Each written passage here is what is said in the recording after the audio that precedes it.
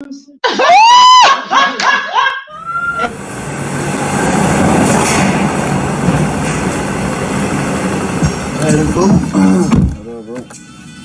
what the hell is you in here listening to, boy? You already know, boy. In love, ain't she? Who she is, bro? Who is she? Where the hell we finna go?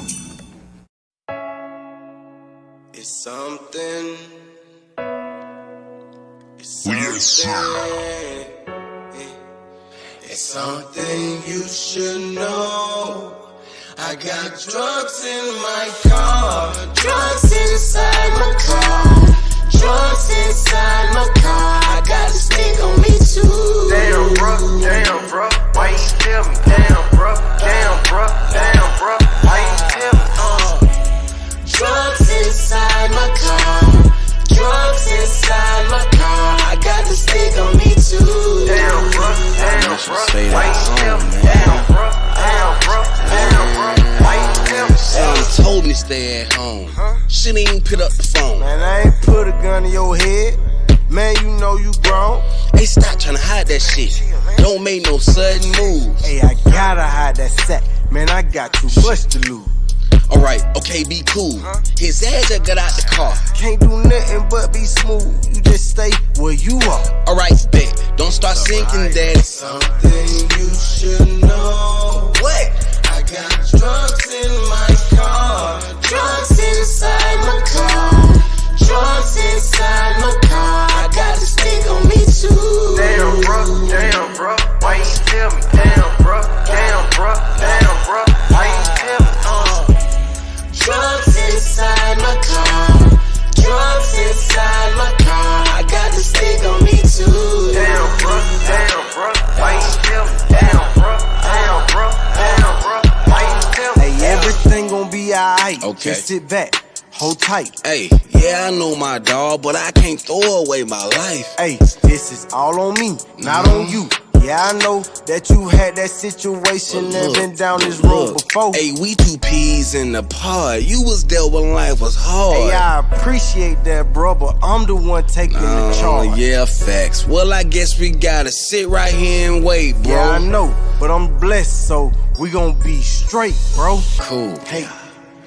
We spent our lives in the hood, and ain't no limit to the drugs they dealing. The drugs they dealing. Yeah, we spent our lives in the hood, and ain't no limit to the drugs they dealing. The drugs they dealing.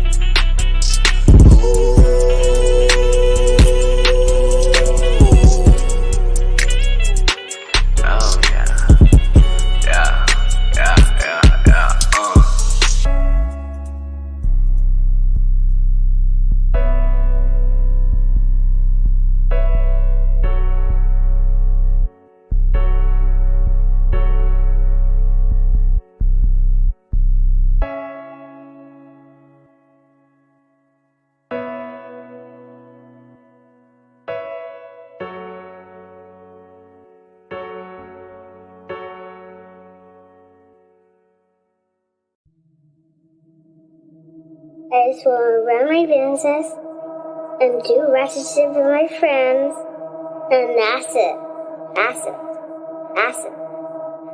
You are now tuned in to All Hustle and No Fear with your girl, the Hood Unicorn. Come on, let's go. Back against the wall, last name against the rope. Middle finger stretched, if you thinking it's a joke, tell my friend I'm about to blow, about to blow, about to blow, about to blow, about to blow, about to blow, about to blow.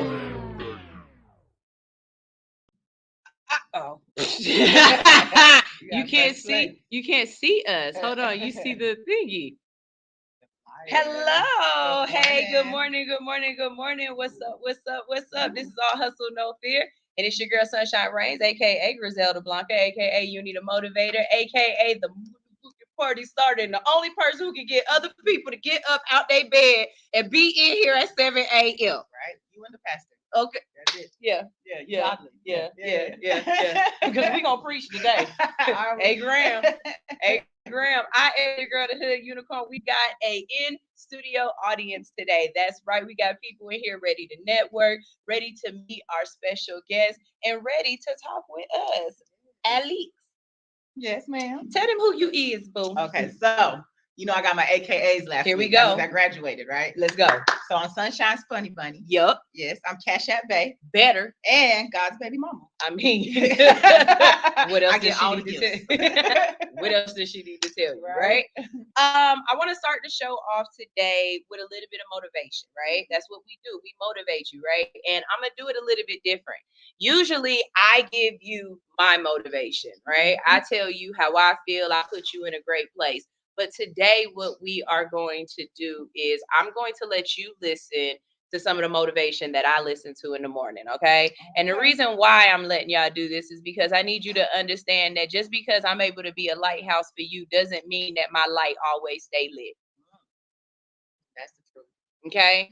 I fall short just like anybody else does. I get my feelings hurt just like anybody else does. I question my abilities. I have insecurities. I have imposter syndrome. You know what I'm saying? you know what I'm saying? I have failures and everything else just like everyone else. And so in those moments where I'm feeling low, in those moments, go ahead and get me on Instagram. In those moments when I'm feeling low, in those moments when I'm down or I need that pick me up, these are the different things that I listen to. Now, I'm not playing the whole thing because it's like a real long one or whatever. But what I am going to play is a snippet for you. And if you've ever felt like you are different, if you've ever felt like you're in a place that no one else is, if you've ever had people question why you work, why you do the things you do, why do you go to a completely different state just to give out some gift bags? Because you in it. Why do you get up in the morning to be places that you don't have to be? Because you get it. When you are one of those people who get it, there are going to be people around you who don't get it, who don't understand it. And you do not let those people stop you from continuing to be who you are and do what you need to do. So this is one of my mornings where, you know, I might have needed a little bit of extra, and this was my extra. Here we go. Worse than what I am. What I realized, once I calmed my mind down and sat back and looked at how jacked up this world is, once you realize that you are not alone, everybody that's talking to you about how jacked up you are, only thing they've done better than you is they've hidden their fucking world better than you have. That's all they've done. A lot of our family members, a lot of our friends, they're mediocre. There's always those couple of guys who are uncommon, who want to be better. But you make that mediocre motherfucker feel like shit. Whether it's your mom, your dad, whoever. You make them feel horrible. I've been there. I'm speaking from experience. When you get somebody around you, man, who's trying to be better, and you don't have the drive that they have, it's a constant reminder of how f***ed up you are. If you want to be great, you want to be the baddest motherfucker ever at what you do, you're going to be misunderstood by everybody because you're going to be so f***ing obsessed and so driven to get there. That's what it takes. So y'all hear that? I did. There are days when people are going to come at you and feel as though you are mediocre, to try to convince you that you ain't on your game, that you ain't powerful, that you ain't walking in your greatness. When you run into those people, understand that what they are doing is they're actually putting up a reflection for themselves. What they are really doing is what they're saying is, I am mediocre. I'm not doing what I want to be doing. I am not living the life that I want to live. And your greatness, you doing what you supposed to do, you not taking shit from anybody, you believing that above all else, what I plan on, what God has told me I am going to get, it's already here for me. I'm just ready for it. See, everybody don't understand your path because not everybody got the same machete you got. Some people's knives is dull. Some people's knives is short as hell. You ever seen somebody try to stick you and they knife and you can't feel it? It's a little pokey poke. You know what I'm saying? Like, not everybody got a butcher knife. Not everybody got a cleaver. Some people sit up here with scalpels, and it might be small, but it cut hard. Okay? But what matters most is that no matter what, you getting up every day and you sharpen. What matters most is that no matter what, you know that you are willing to go through the fire to be who you want to be. If you don't want to live a mediocre life, I promise you, you are going to work harder than mediocre motherfuckers.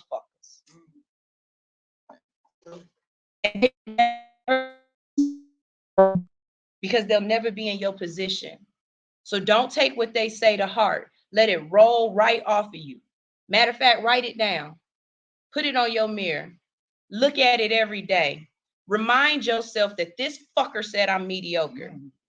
And when you are shining, when you are basking in the light of your success, you like Steve Harvey do. Cinema TV every year. Y'all ever heard that story? Mm-hmm. Steve Harvey said when he was young, he told his teacher, I want to be on TV. That's my goal. I want to be famous. And his teacher said, do you know anybody that's ever been famous? Is anybody in your family famous? That's how she said it. I mean, you know, I'm from Cleveland. I know how she said it. Exactly how and Steve said, I don't need to know nobody that's famous. Because I'm going to be the first one and they going to know me. And the moment he became famous, the moment he got on TV, he said every year until that bitch died, I sent her a fucking new TV. Well, he didn't say it like that because Steve Harvey is a Christian. God's still working on me. I know he do because he made them up. I tell y'all all the time. Hey, God made no mistakes. And if God made me in his image, I swear to God, he got a good ass sense of humor. Okay? So hopefully there's someone out there who, you know, it's always going to be somebody who's going to try to make you down. It's always going to, like, they could be your sister. They could be your best friend. They could be the mean girls. They could be your husband. They could be your mother. They're questioning you because of their fears or their insecurities. It's not your problem to figure out which one it is for them. I tell you, you'll drive yourself damn nuts trying to figure out why they do what they do.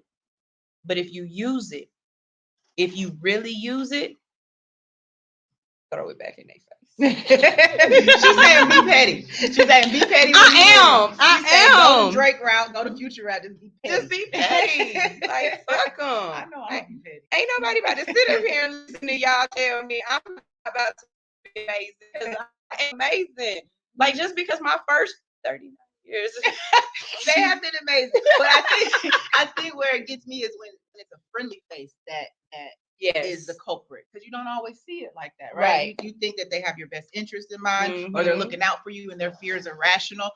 That's not your life. They could be your best friend, that could be your mama, your spouse, but that's not your life, right? You have to live for you. And if they aren't willing to come up with you, they're not for you, right? Exactly. That's the gauge of your level up. If you too bright for them, you got to take it up. Leave them behind. They'll be good. Someone else will shine with them while you go and do your thing. Exactly. And then don't get it twisted. If they get somebody else to replace you, that bitch gonna be lame. It's not the same. It's not gonna be the same. It's not gonna be the same. There's no replacing you. So, we about to get this show started. Our guest just walked in, and I can tell because his bling bling is like literally about to blind the shit out of me. Come on in. You're the featured guest. Don't be standing back over there. Hello. Let me get my hug. How y'all doing? What's up? This was just so y'all can see my booty, though. How you doing? What's up? Go ahead and take a seat right here. We got your own camera, baby. There you go. In the building today, we have, and I keep saying Mr. because I'm showing that ultimate respect. We have Mr. Shawty Lo Jr. in the building. What's up? For the second time. Yeah, man, for the second time. See what y'all, if y'all watch the show, y'all know he showed up on us like 3 weeks ago, and we both look like, what are you doing here? Our pajamas. Yeah, I know, right? I had my eyelashes on, looking like Kermit the Frog and shit. So what we like to do is when we have live shows, the reason why we have live shows is to give people for an opportunity to meet people that they might not have been able to meet, ask questions, and to just really experience the show on a personal level, right? So if you guys are watching, if you're filming or anything like that, make sure you tag All Hustle No Fear. Make sure you tag Mr. Shawty Lo Jr. too, so he can see it. And tell your friends to tune in, because this is what All Hustle No Fear is all about. In our live, tag a friend, tag a friend, your baby mama, your we side dare you. bitch, all of them. Tag them all at the same time. Go ahead. I dare you. Looking like she. Like mine. Okay, so as you already know, we start the show off by talking about different things that are going in the community. Because this is going to be our hip hop edition. Everything that we're talking about today, we're talking about all hip hop topics, and we're gonna get you. Okay, which is it? A Shawty? Is it Low? Is it Junior? Like what we call you? Because I can't say Shawty Lo Jr. every time. Low? Okay, but what they call you dad? They did call you. I mean, not fans. I'm talking about like at the house. So, okay. Hey, you never know. Yeah. Hello. Yeah, just like that too, huh? Yelling like that. I believe it. Do all of did all of his kids call him dad, or did y'all have nicknames for him? Y'all like somebody? They all call him dad.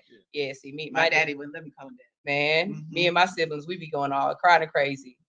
Pops. My dad wanted him to be called by his first name, so bitches wouldn't know he had kids. This is literally what he told me. He said, I don't want folks to know I got kids, you know. He's like, you my niece. Hey, Dad. What's up, Pops? How you doing? All right, so the first thing we're going to talk about is this one is just really cool to me. How, first of all, sports and hip hop are so intersected anyway, right? Absolutely, They're so intersected. But the fact that y'all are really about to cancel a basketball coach because he cheated on y'all favorite star. Consensual, like an underage cheat. Yeah. Okay, first of all, we have to admit this. Nia Long's name might be said in more songs than Beyonce. You think? No.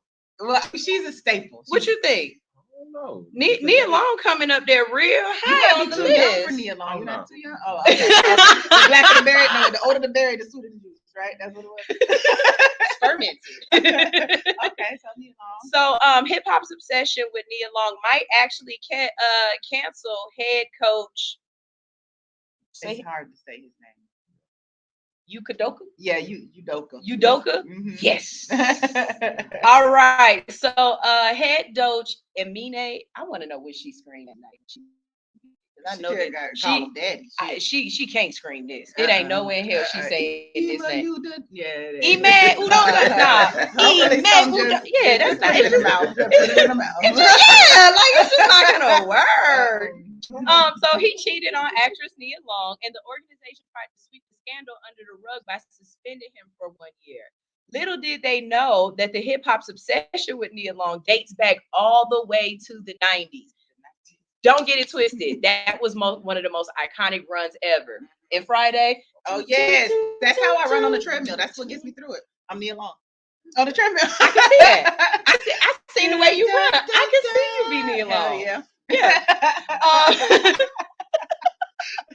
This gonna be the funniest. Have real fun here.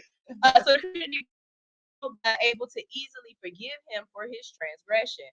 Long is 51. Nia's she only 11 years older than us. She look good. Original Long 51 has been mentioned in name by multiple hip hop songs over the years, including artists such as Kanye West, Lil Wayne, A$AP Ferg, and J. Cole. Known for her roles in Boys in the Hood, Friday, Fresh Prince of Bel-Air, Long once explained to Larry King why the hip hop community loves her so dearly. She says, I think the thing with me in hip hop music, here's the deal. I grew up in a time where Puffy Combs was running nightclubs in New York, and Boys in the Hood was out, and Heavy D, my beloved brother, who I miss badly. Now, I need to say this, okay? If you guys watch other shows on this station, like Locked In Radio, they tell you a lot of stuff about 90s hip hop. Okay. Mm-hmm. One of the things that we learned on their show was back in the day, Nia Long was dating another basketball player. Uh-huh. She has a type, tall and dark, or long and dark. I don't know. But that's my type. Hey, types. Take yourself below. So they was in the club, and one of her dudes was talking to somebody else, and Nia Long came and snatched the old girl up. So don't get it twisted, Nia, about that life. And if you cheat on her, she'll get you right. Yeah. Chris with her because she was crazy. So hey, I mean, but ain't the pretty ones always? That's crazy? Where the good pussy is. So, Lo, this brings the question to you. Who you be writing about in your songs? You know, such a can't say like pick. Well, one, you know, so I just keep it open. So whoever can think, you know, just. So we both don't think you talking about us. Oh damn. No, I need some distinguishing things to know you talking about me. Yeah. Like you can't say the girl with the foo. You know what I'm saying? Because then I know you talking about her. Yeah. I need you to be the specific. Girl with no titties. She got cute little foo. You got the little titties. Yeah, I would. So you keep it real vague, huh? Okay. That's what's up. I mean, but then that also leaves the music timeless, huh? Because I want all the females to feel good. So when they see it, yeah. So they all love. So they all love it. And then they all join in. I appreciate that. I think hip hop and basketball. Love it. Yeah. I think hip hop and basketball and hip hop and the arts as far as like acting and directing and all of that, they all go hand in hand because it's all about performing, right? Mm-hmm. As an artist first, how you feel about people who change over. Like if you an actor and then all of a sudden you try to become a rapper like Idris Elba. Or you know, I had to pick one. Yeah. Okay. Yeah. Or if you are a athlete and you try to become a rapper like Antonio Brown, or Shaq. Do you think that's cool? Right. Like how do y'all feel about that? I mean, it's cool. I mean, as long as you have the fan base for it and you have people that support you, some people need that platform or that outlet to get themselves out. Like like me, like I'm an actor now, but I started out like doing music first. Do you find when you're going out to get acting jobs, does the music hinder or help? Like having that background in music, does it hinder you or help you? Do they think like, oh, you're just coming in here trying to ride the coattails of my music to get into the acting, or do you think it really helps? Well, me personally, I don't really, hear that side of it. Like when I pop up, it's oh my god, hey, like, let's go. I mean, and sometimes it may be because of the influence or the reach that I have. So it might be a good look to have me in a movie because I got reach.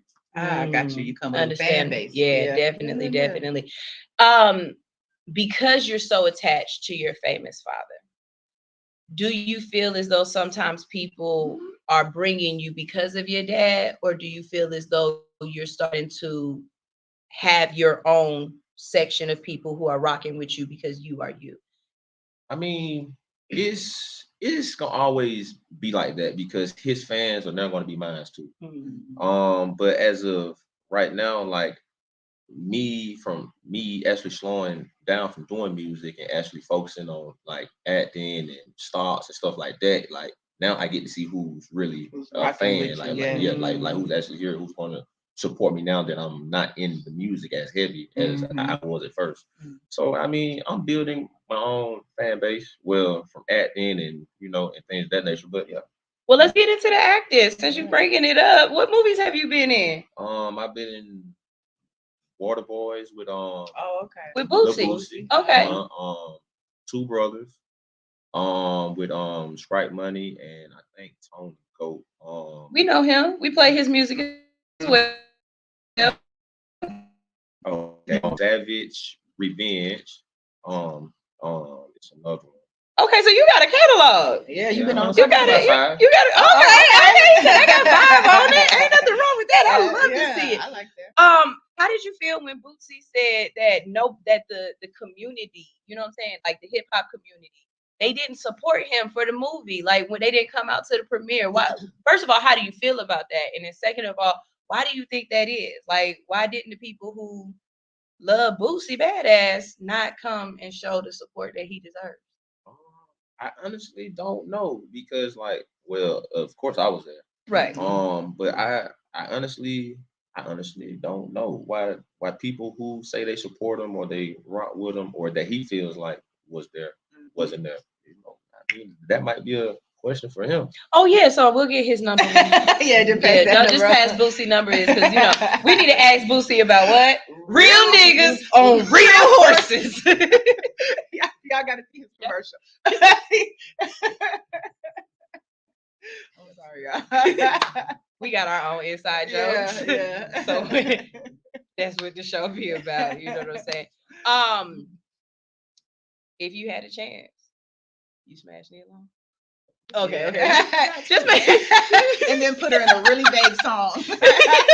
Nah. Well, you know what? That brings up. Yeah. Oh yeah. He said, "No, I'm gonna talk about Nia Long." Oh, you gonna put that name out there? Oh, you gonna future that thing? I was just about to ask that. What do you feel about the rappers now, kind of name dropping and like and telling them? Yeah, like ain't that kind of you ain't supposed to tell who you smashed or who. Like Ray J was enough. Don't tell. We know you smashed her. You ain't got to make a song telling everybody you smashed her. Like first, but I mean that's what the first song count. Was about. Yeah. I mean, first count. First definitely counts. I honestly just feel like you ain't necessarily like it's okay to probably in a song, but you ain't necessarily got to say that. This is what we did. Right. You know. Yeah. But that's basically what I feel about it. Like I wouldn't say we did this and it was like that. She was woo. No, I ain't gonna do all that. So we can't expect a throat babies from you with somebody's name on it. Not with nobody's name. If it's a level up though, if it was a Nia Long throat baby situation, you'd want to keep that so you can keep getting. Yeah, I got you. Yeah, All right, I wouldn't tell no either. Name dropping, y'all. No name dropping. No name dropping. No name dropping. I can feel that. I can respect that. I definitely could. Do we have any questions from the audience? That's the way to do it. What's up? How do you deal with all these females? Oh, is that how it is for him? Oh, wow. Okay. Yes. Yeah, tell us about that. Yes. How do you deal with that? Right. I mean, with the coochie coupons.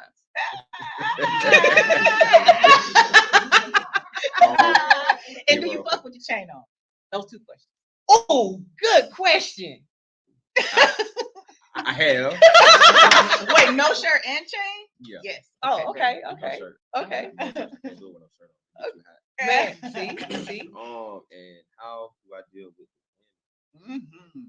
That's a good question. I mean, I have a lot of, well, I don't, but I have a few select guys that I have around me that I can, like. That's them all. No, they're more like barriers or filters. I get what you're saying. Yeah. He's like, nah, he got people in place to make sure they don't get to him. Close? Yeah. Not necessarily too close, but like my mindset like is like 10 right here. I want this one. My guys gonna distract the other hoes. Yes, that's what I'm saying. They finna distract them hoes so he can smash who he want. And that's the homie right there. He catch all the bitches. Come back. He lit. He catch lit. All the bitches. I'm gonna call you Chris.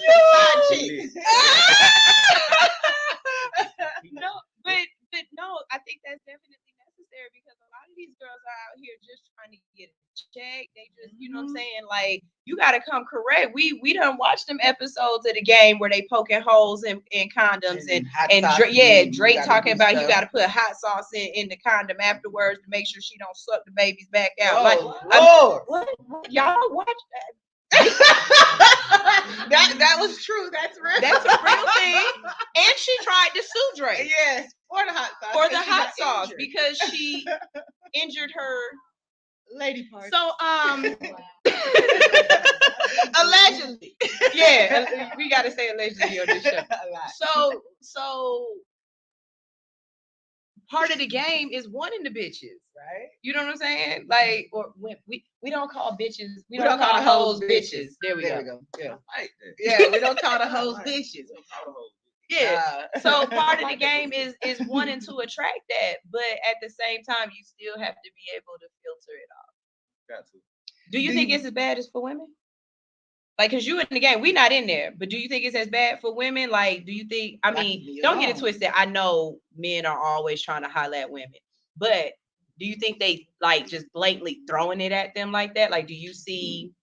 What would you call a man hoe? I mean, a man. Say it twice. Yes, a whore. A whore. A whore. A whore. I feel like more men try to talk to women than women try to talk to guys. Really? Even right now with women standing outside of the basketball locker room and like I know a woman who will Google the dude to see. Depends on the man.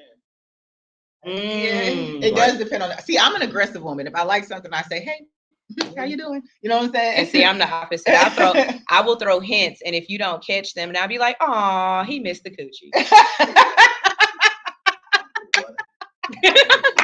Aw, well then, you know what I'm saying? Like, aw, I laid it up. He was supposed to, catch the assist on that shit, but. That's your job, friend. Bruh, she's throwing the coochie. I gotta be the point guard. He said, that's all you. That's all you. She ready. So has there ever just been a time you just knew like your crazy radar went off? The bitch was, she was fine, she was gorgeous, but the crazy radar was just like, no, I can't do it. Or do you go for it? I mean, typically, even if I feel like that might be crazy, but I give him a chance. I might give him a chance. And that's how y'all end up with crazy baby mama. Oh no. Every single time. You can't because for some reason, crazy bitches are fertile. Yeah, it comes with the crazy. Crazy bitches are fertile. Okay, that chemical is. Remember that. Always remember that. So we did hear you say that you trade and you do stocks, and we're going to talk about that. But how do you feel about voting? Where are you on the voting matter in your community? Because are you around here or are you out? You're around here. So how do you feel about voting and being a part of that aspect of the community? I feel like voting is very important, especially in our community. Like we want to see change. And it's things that we want to take place. So we have to vote for the people that we want to, or the people who are pushing for the change that we want.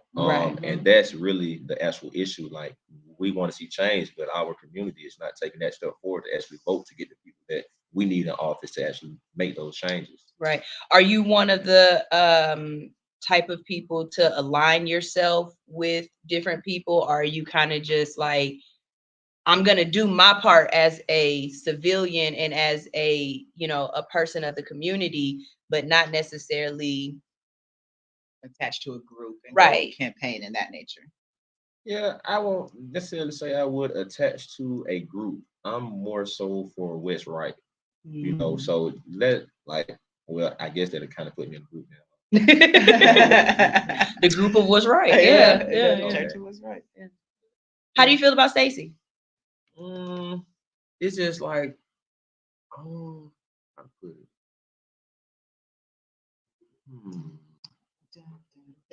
I know, right? Well, let me tell you what's going on with Stacey. Stacey Abrams talks about the importance of hip hop in the upcoming election. I will say this. I think some of the different ways that politicians have tried to reach out to our community to get them to vote or make voting cool has been kind of hokey. Okay. You know what I'm saying? I understand that. I think one of the only ones that really just made sense might have been Rock the Vote. And that was back in the MTV era, the Rock the Vote. but everything else kind of comes off across a little weird. Even with Juvenile doing the whole backs that thing up instead of back that thing up. You know, you didn't the vaccinate. Yeah, he did. Yeah. And we're starting to have it wasn't not Suki. One of them. One of them has done a song now where it's like, "Don't give him no coochie if he not voting." Yeah, like that's the topic of the song. Like, don't. And in those reasons, came out a couple years ago, right? It may have, but it's recirculating now because vote because it's time to vote again. And I'm like, I think that takes away from being intelligent about it. Like, you're making it into satire, and I don't think people will really come out and vote for that because of the fact that you're making a joke out of it, right? But Stacey Abrams is lining herself up to make history, hoping to become the first woman to become governor of Georgia. If you know anything, she ran before against Kemp. Whether you feel as though he stole the election or he lied or gerrymongering and tipping the polls as far as the votes and stuff, that's not for me to say yes or no.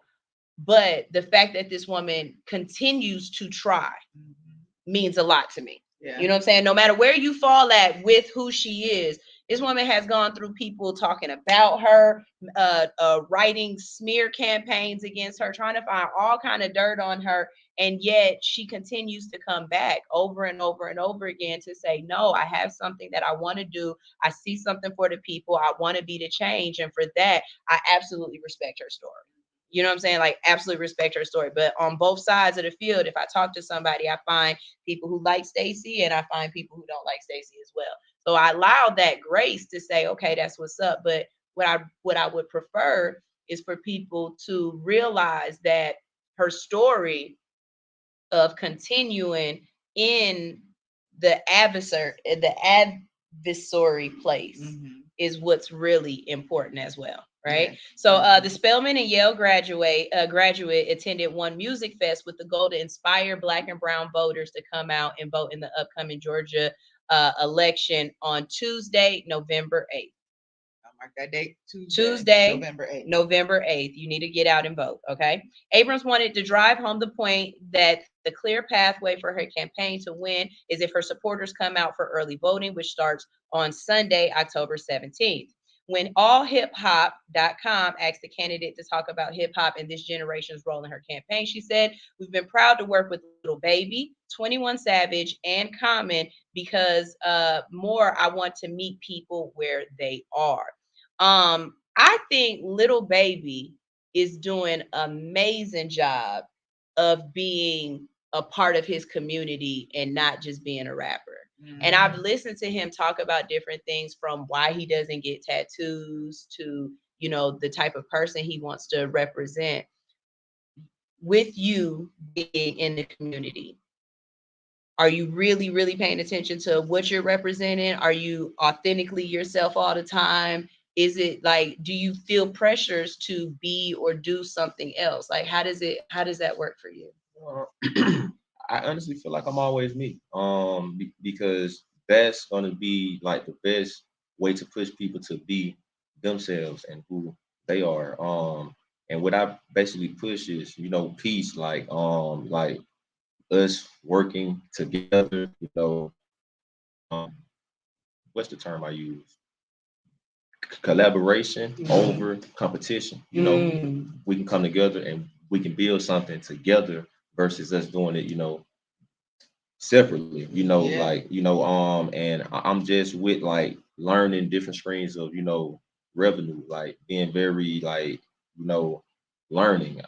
I'm always trying to learn. Yeah, diversify. You got to diversify it. Definitely, definitely. She says, we have a tendency to think that politics is about bringing people to me. It's not. My job is to meet them where we are, adding that this is one of the most powerful generations we have ever had. This generation can make sure we have access to real education, that we have access to health care in Georgia, and that we can have affordable housing in Georgia. And all they have to do is vote.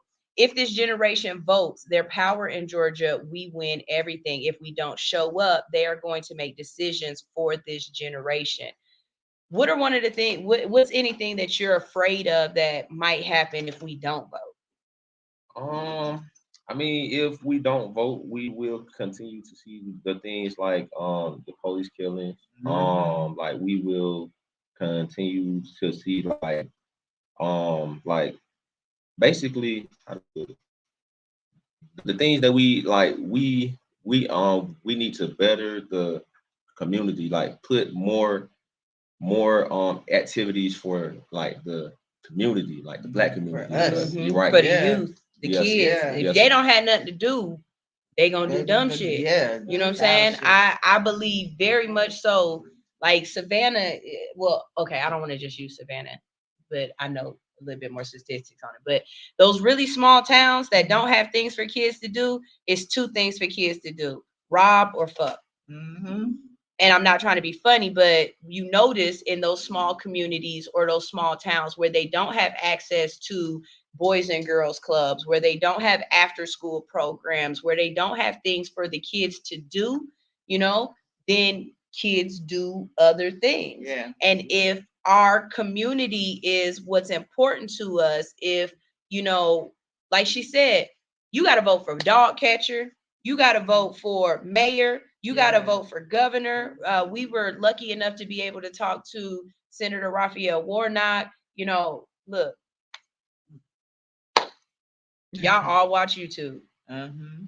Herschel Walker whoop my ass. You know what I'm saying? Yo, Herschel Walker is insane, dog. It's like they spent their whole campaign. Yes, but this is the thing. Did you see the video of the white lady saying, "I don't give a fuck what Herschel Walker did. I want the Senate. I want our seats back. I want it to be read back." They don't care. And I'm telling you right now, it's a whole lot easier to control a dumb person than it is to control a smart person. Right? Okay? But y'all gotta understand the control. He's a puppet. He's a puppet, right? So you guys, we have to vote the other way. So the puppet, because when you put him in power, you putting Trump back in power. He's Trump's puppet. So you gotta think of it like that. And not only that, but we're not gonna know it until it's until it's over. It's until it's over. But that man got CTE. Allegedly. No, he got a lot going on. And it's crazy. It's crazy. We got some questions here for you. David Frazier said, "I'm late, but I have a question. What types of things does he do to give back to the community? And since y'all are asking about voting, is he going to use his platform to get people to come out and vote for change?" That's kind of what I asked. Yeah, you kind of answered that. We'll let him ask it from you. Well, I actually do go to schools and talk to kids. I'm actually working on starting up my own non-profit.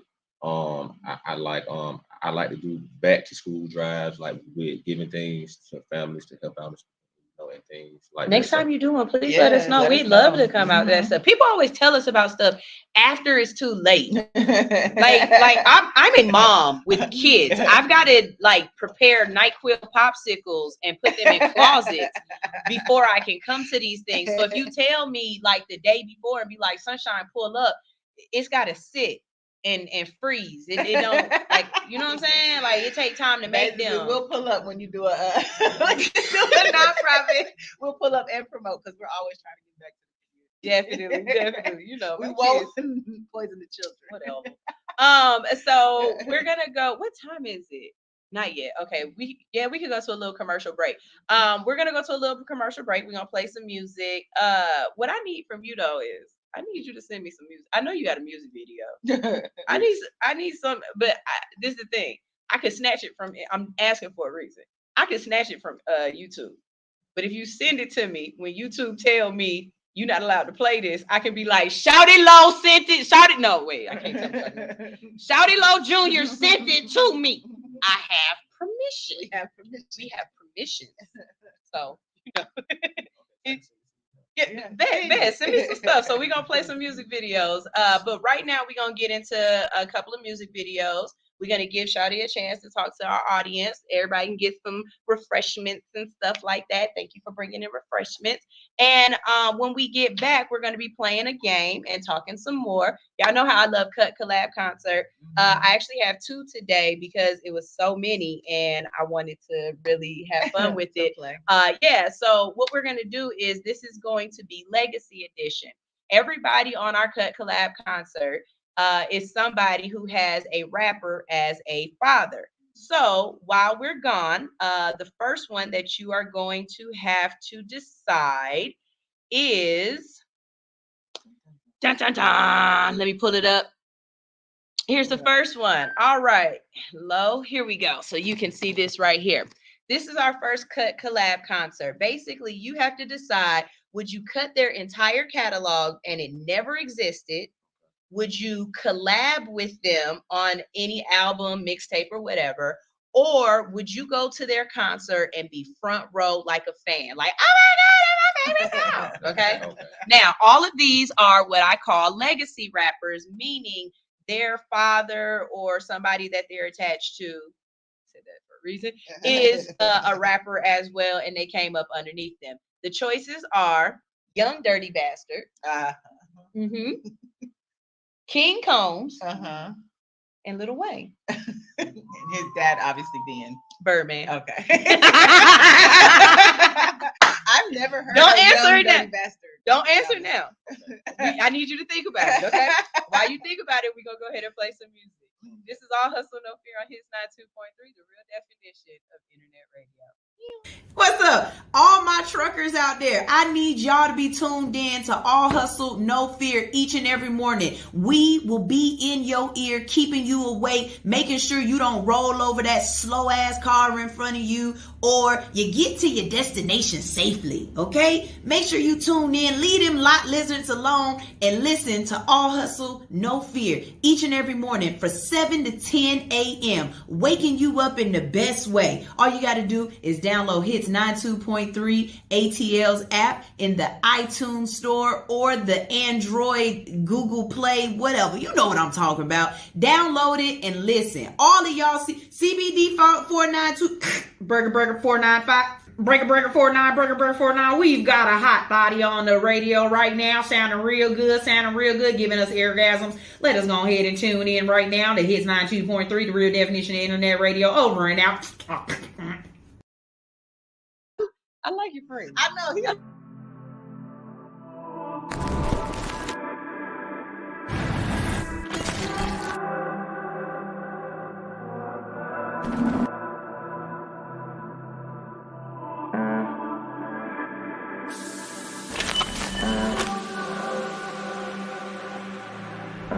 El celular suena, ella lo ignora. Con la amiga, pero ella anda sola. Soy tímido, pero yo le dije hola. De inmediato me juega como bandola. Bandolera inocente con pistola. Cara de mala pa' que nadie venga y joda. En mi mente ella está bailando lento. Encima mí, pero solo mis pensamientos. Producto de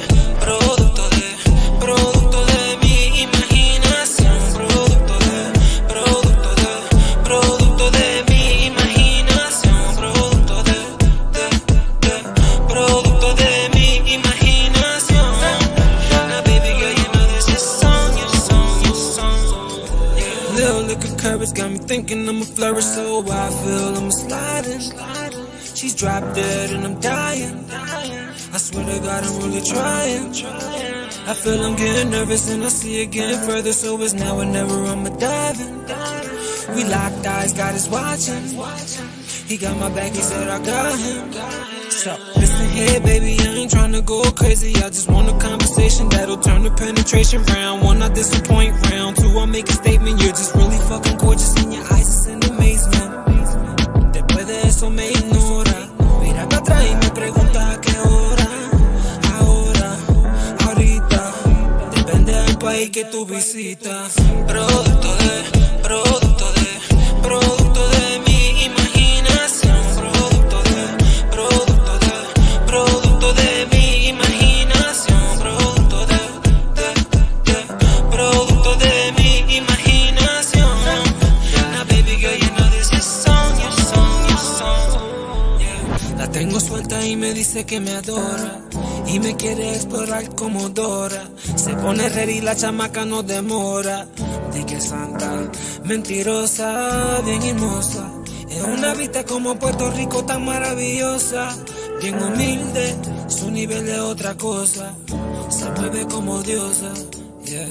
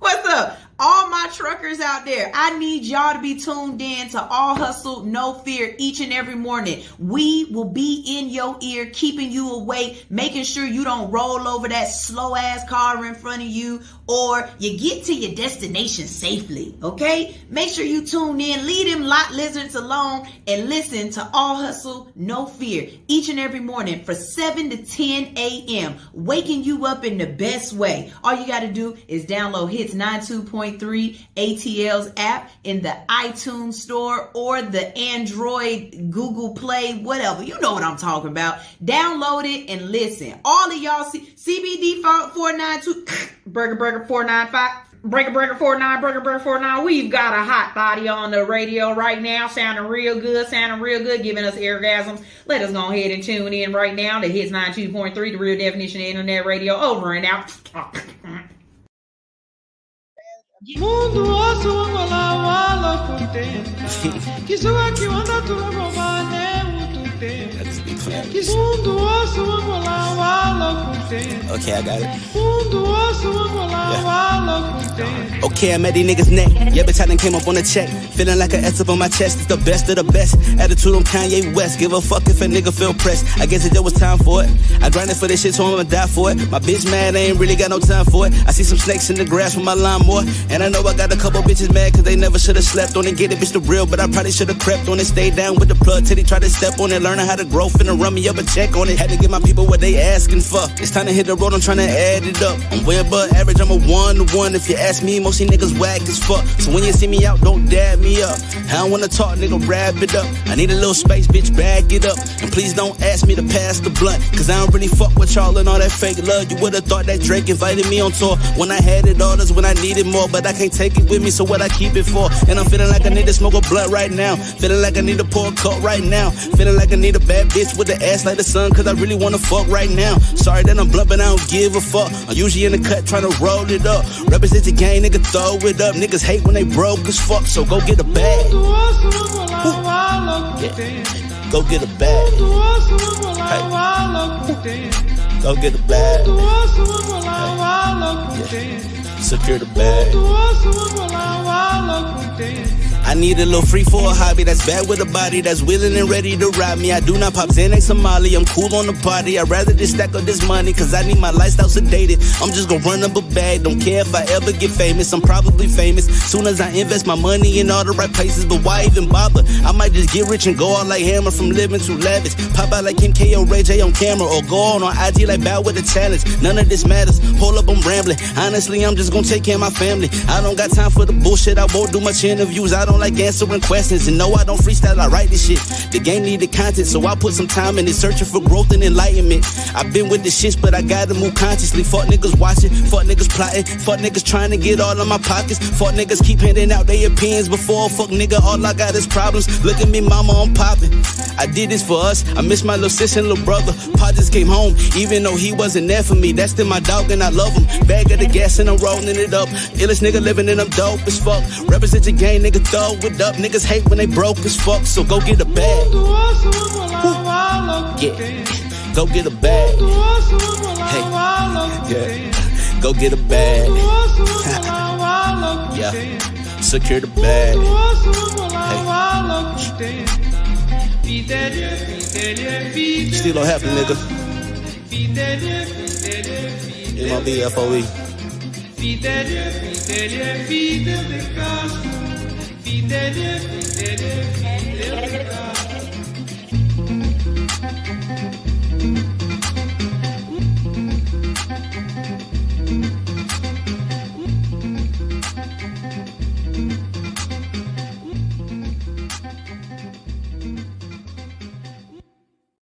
Whoever lose should have to be the vice. Money in the bag,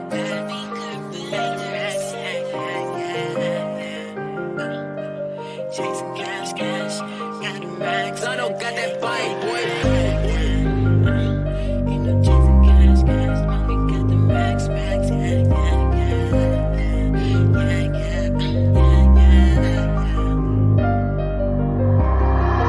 Money in the bag, ain't no chasing cash. You know we got them racks. Yes.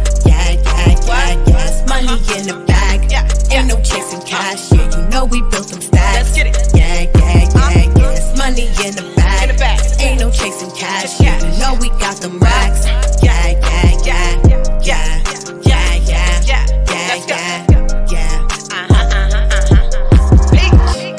Count it up, ain't no doubt. I'm about to put about them bucks in a drought. That money still running up. Time to count it, that's where I ain't got enough. No accountant, I can't seem to trust them, bruh. Shit come up missing, no telling what they gon' do to ya. My niggas come through and bust, so don't screw with us. Yeah, we move to clutch, never touch a bottle, but I roll my blunt.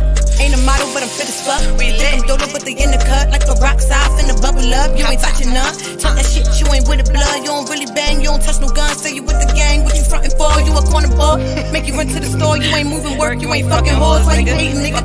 Pay you for shit, I'm caking, nigga. I can blame you, boy. Money to the roof. Can see the floor, I'm the living proof. Bitches to my core, had to level up. What I do it for, so my family ain't gotta work no more. Got that money in the bag. Ain't no chasing cash. You know we got them racks. Yes. Money in the bag. Ain't no chasing cash. Yeah, you know we built them stacks. Yes. Money in the bag. Ain't no chasing cash. Yeah, you know we got them racks.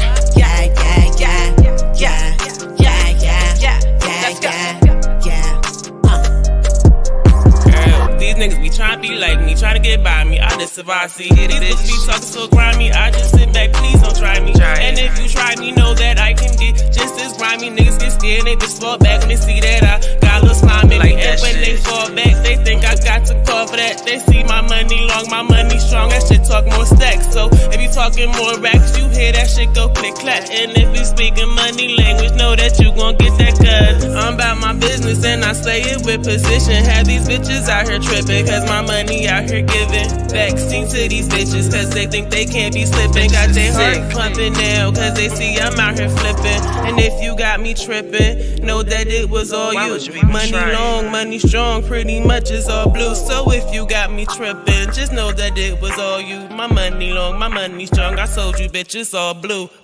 Money in the bag, ain't no chasing cash. You know we got them racks. Yes. Money in the bag, ain't no chasing cash. Yeah, you know we built them stacks. Yes.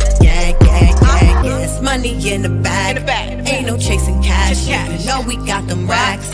Yeah.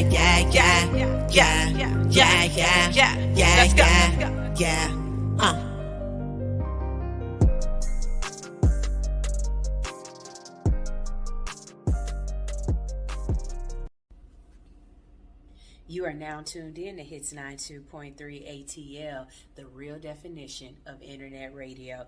Download the app in the Google Play Store or the iTunes Store and make sure you tune in each and every day to all of the dope shows that we have on this platform. What's up? We're back. Hey, how y'all doing? I know, right? Only caught us off. The lights dimmed down. We're gonna watch some sex Turn tapes. off the lights. That was a commercial break. Boy, when you bring your family with you, yes, you gotta watch. You gotta watch. You gotta watch. It's the behind the scenes for me. Okay. All right. So we started off with Cut Collab Concert. The way this works is, like I said, you have to determine. Would you cut an artist's complete catalog? That means nothing. They never existed. They music on anybody, they features, all that is gone. Would you collab with them and make your own mixtape, make your own CD, make your own mixtape or album or whatever? Or would you go to their concert? You are their number one fan. You want to be front row, all the words. So I have a real question before you answer. So with this, since it's the father-son legacy edition, if you cut one, you're cutting the father out too? Like you cutting the father and the son. It got to be like that, right? Oh! So it's not just Young Dirty Bastard. You cut Old Dirty Bastard and Young Dirty Bastard. And so you cutting Puffy and King. Or you cutting Birdman and Wayne. Yeah, so it's a duo. So who would you cut? Who would you collab with? And who would you concert? Well, I'm gonna have to cut Young Dirty Bastard and Old Dirty Bastard. I'm gonna have to cut them. Okay. It's because they from New York? No. Okay. You just too young. It's just now. You just the Diddy and Wayne is the time. You're right. You're right. Right. So I'm gonna have to collab with Wayne, and then I'm gonna go to the concert and then we did it. Okay. So Teacher Anitra said, we cutting Young Dirty Bastard, never heard of him. Collabing with Lil Wayne, of course, and concerting with King Combs, because I know Diddy gonna show up. Yeah. So you got somebody who trust what you're saying. Because she put that recipe. She said, "Oh damn, of ODB, yes, Young Dirty Bastard would be Old Dirty Bastard's son." No? Yeah, okay. No. Okay. All right. So since we're talking about it, let's go ahead and move in a little bit more about what we wanted to talk about. I'm calling it a legacy rapper. I don't think I've ever heard that statement before. If you guys hear it, just like Percocet babies, if you hear somebody call somebody a Percocet baby, that came from me. We copyrighted it, trademarked it. There you go. Just pretend like it's there. But I'm taking it for that one, okay? I started calling them Percocet baby. As a legacy rapper, knowing that your father came into the game and he definitely paved the way, not just for you, but for a lot of generations. Look, let me tell you something. Some of your dads she did nasty things. Yeah, I done wild out in the club a couple times. I'm gonna beat a bitch ass because of your daddy's song. You know what I'm saying? Like you know what I'm saying? Your dad has definitely a place, especially in Atlanta, in a lot of people's hearts. You know what I'm saying? So as a legacy rapper, what does that mean to you to fulfill and to keep that legacy going and to be around other people that are just like you? Is there any pressure to do it? Like, I honestly don't feel like it's any pressure. Because the reason, I have never really been an artist. Like, I just really started rapping around last year. And my dad came to me in a dream, January 4th, and he was like, take the music serious, give it 100%. He say, you are going to make it, but you got to give it 100%, just like everybody else. He said, I'm going to put the pieces around you to help you, but you're not going to make it just because you my son. You got to work hard just like everybody else. He told me that at first. I was like, oh, snap. I was like, okay. So I got in the studio and I made my first song, Bricks, and I dropped it around April. And it's been up ever since then. Yeah. Like just me just getting out, going to showcases, just letting people see who I am and grinding and working. And people like, oh, like you got the potential to be better than your dad. And I'm like, damn, y'all think so? Okay. Do you think just because of the names that people are attached to because of their fathers that people give them a little bit more clout than they deserve? Do you think it's some rappers out here that are coasting off of their father's success and not thriving off of it? Probably so. I honestly don't keep up with a lot of the, like rappers like me, who has, a father who was great. I swear to God, I figured all of y'all was at the house together, like doing little ciphers and shit, like little kids together, like babies and shit. Talking about yeah. My pacifier fell and I'm going to hell. All the rappers that you go to the same. You know what I'm saying? Like I think, you know what I'm saying? I don't know why I picture that. I picture all of y'all just, your father sitting up there talking about bitches and the kids in the room. Yeah, I thought Easy son. Really? Okay. Really? Did He's a rapper too. Yeah. He's so easy, right? Yeah. How does? Yeah. Wow. Eazy-E's daughter is very influential. Like, she's not a rapper, but she's definitely trying to keep his legacy alive and stuff like that. She has a lot going on. Are there any legacy rappers that you look up to or that you would like to collab with, that you would like to see, you know what I'm saying, y'all take a path together? Yeah, I was gonna say the only one that I really know about is Easy. So me and him talk.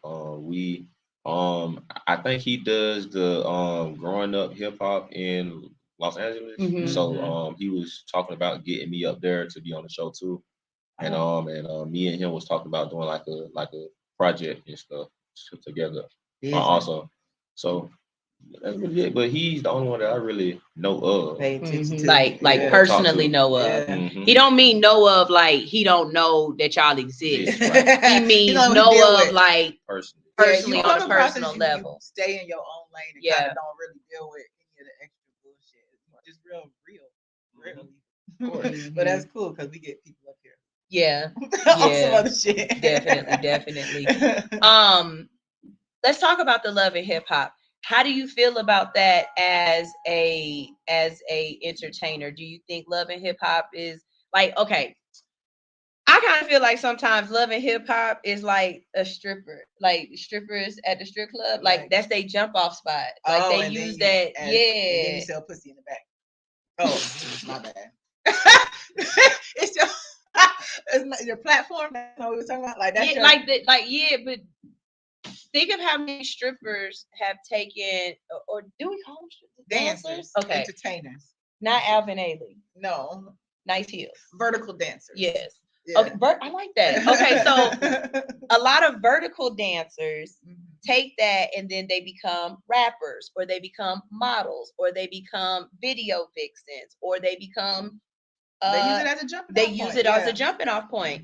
I'm starting to feel like some of the rappers or rappers' girlfriends are using platforms like Love and Hip Hop of America to use that as a jump off. How do you feel? Do you think it's a good one? Do you think, like, how do you feel about that? I mean, I definitely think any platform to that you can what's the word? Accumulate a fan base or have a foundation that you can build off of is always good.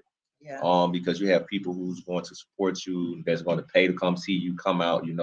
That's what you need. People fall in line when they see other people. That is true. Psychology, right? Yeah, that is true. Do you think shows like that exploit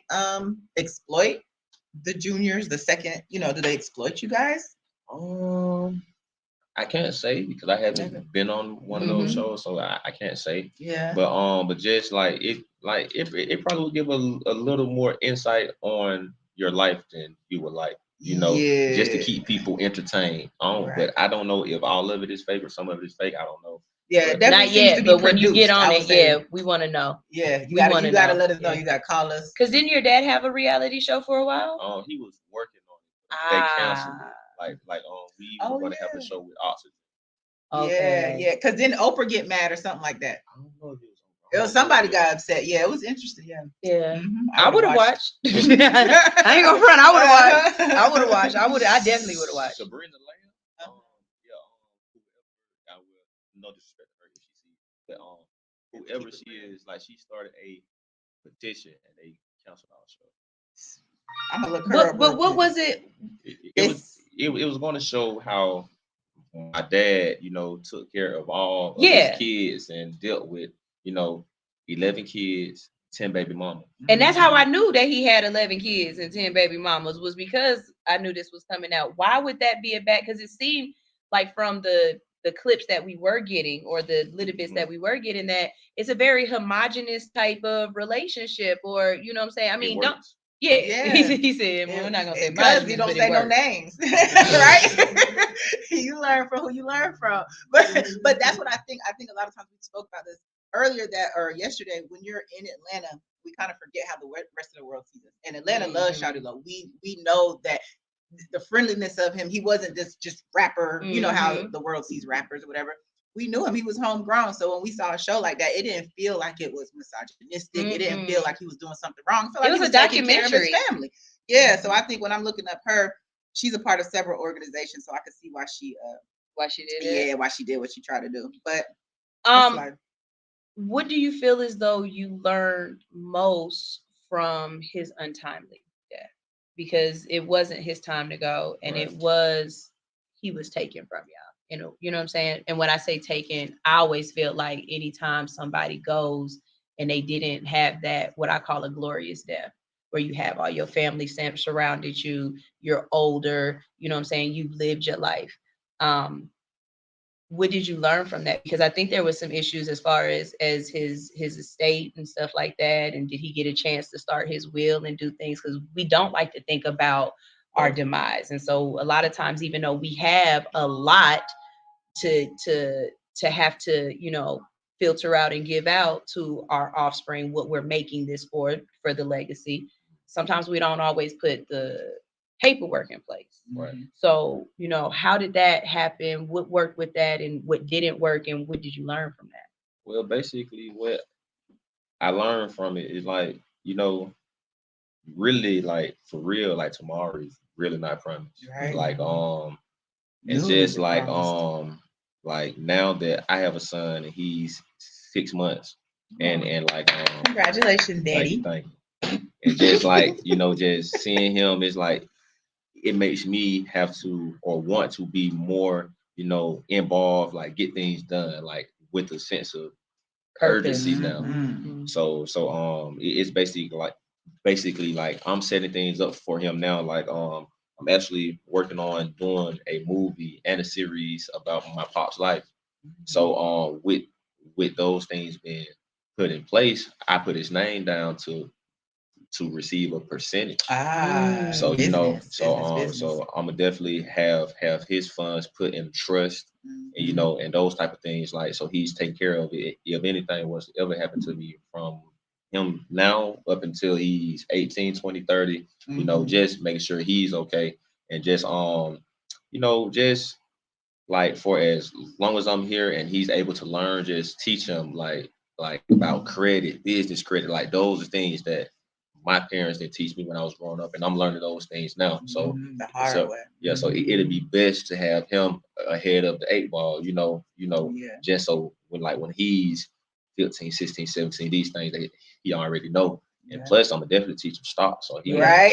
Oh, we about to talk about it. Trust me. Stocks we gonna talk about it. So he'll never really have to work for him. He always be his own boss. Yeah.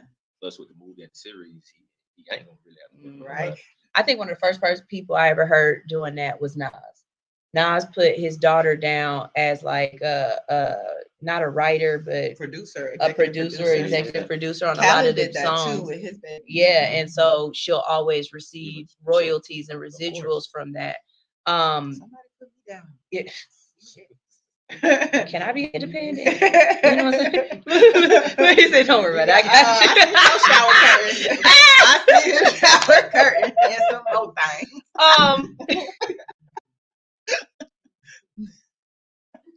After dark radio. I wanted to say something else, and I centered myself. Y'all should be proud. Yes. So one of the things that's been in hip hop news of late is 50 Cent's son. saying that his dad is a multi-millionaire. And he's only getting what, like $7,000. He wants $6,700 a month, right? In child support. Okay, but he's not a child. Like this is a 24-year-old man. Yeah. Right. One, how do you feel about the situation? And two, how long do you feel as though you should have to support your offspring just because you are rich or you have made it and successful? I honestly feel like, well, you would have to support, and it's like not financially, but you would definitely have to support them with their whole life. But like it's like growing up like that, and I don't know how 50 raised his kid up, but obviously it seems like he spoiled him and he paid for everything. Well, so he never had to work. He was absent his whole life. And he just was like throwing the check. Yeah, and so I guess he had issues with the baby mama. And so that apparently he was 50. What woman doesn't he have issues with? I mean, a whole woman, always there for a whole woman licked his booty hole, and he had issues with her. Like after I put my nose in between your crack, there is nothing you can say to me. She thought she had there is nothing. There is nothing you will say to me after I have. You know what I'm saying? It ain't nothing you gonna say crazy to me. Hey, I'm my new grandma, y'all. She's mine. This is my spirit animal. Y'all got she can't wear that never sold pussy shirt because she's 67. How old are we? 84. She 84. Lying. She said that pussy big. She lying. She lying. She ain't 84. 32. Yeah, it's all how you feel. Yeah. But like when is enough? Not even just for your offspring, but for your family, for you know those, when, how do you know when to say no? When is enough? How do you put those barriers up? Like you stick your brother on them? Like what you do? Yeah, you got to distract me personally. I want to, or feel as though the people that are close to me or that are around me, I want to turn them to their own boss. So, they won't have to keep coming back and keep wanting and needing because, so eventually, I'm going to feel like I probably gave you 5,000, 10,000 in the next month or two, you back. Like, nah. Teach them, what is it? Teach them how to fish. Yeah. Don't give them fish. Right. Yeah. So it's like, something like that. Versus me giving them, like, what do you want to do? What type of business do you want to open? I need you to go learn about that, learn the ins and outs and the do's and don'ts about that. And then you can come back to me. Then we can open up that business. Then we can do that. Or, or teach them about stocks, business credit, real estate, things of that nature where they can go create their own income. And now it's solely on them. I can jumpstart you and help you. Invest in. Right. But it's going to be on you. So if you, fail at that, you can't say that I didn't help or I didn't push you, to go be what you want to be. Now, if you fail, that doesn't mean that I won't help you. But if you just keep coming and keep taking, and I don't see you doing nothing productive with it, then so there's a difference. Yeah. And I think when you say fail, we get what you mean. It's not that you didn't succeed. You didn't try. You just were waiting for your hand out. Exactly. So let's talk about the other things that you two do. Are you in real estate yet? What other things other than entertainment are you working on? Real estate, stocks, learning about business credit, also like things of that nature, like how to, not use my money. I can go use other people's money and do stuff. That's a beautiful thing. That's a beautiful thing. Y'all can cash I never like spending my money. All hustle, no fear. We'll spend your money right here. Right. My birthday coming up. It's my birthday, bitch. Help me out. You know what I'm saying? Use somebody else's money, especially if they white. Definitely use their money. Their money be different. You know what I'm saying? So how do you align yourself with the different people, and what are you working on? Like, basically, tell us about the style. Because I know it's almost 9 o'clock. He itching. He like, my computer closed. I need to go there like a baby. Yeah. This bell about to ring. Hoes better hurry up.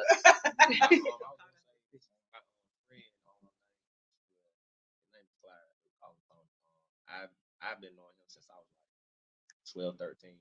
So like a year or so back, like he was like, bro, I'm tired of working. I want to really jump into this stock thing heavy, but I got like 30,000, I got my 401k, whatever the case may be. He was like, bro, like this gotta work. And this is when I was just popping out as far as doing music, and I was hot at the time. I was like, bro, do it, bro. You just gonna do it, bro. So I got you back. If you blow that money, I'm gonna shoot you something back. Or whatever the case may be. I'm like, bro, you ain't got to worry about that, bro. So I got you back, or whatever the case may be. And he took my advice and he went and learned the stock market and stuff like that as far as trading and things like that. So now, like, I learned from him. So he taught me, and man, we wake up like that's all we talk about every day. Like he called me, bro. You see that stock market drop, bro? It's going up right now. It's bearish, bullish. Like we actually can talk the terminology, So about it, and it's cool. Like I really just like. That's actually my phone telling me it's time to go teach my class.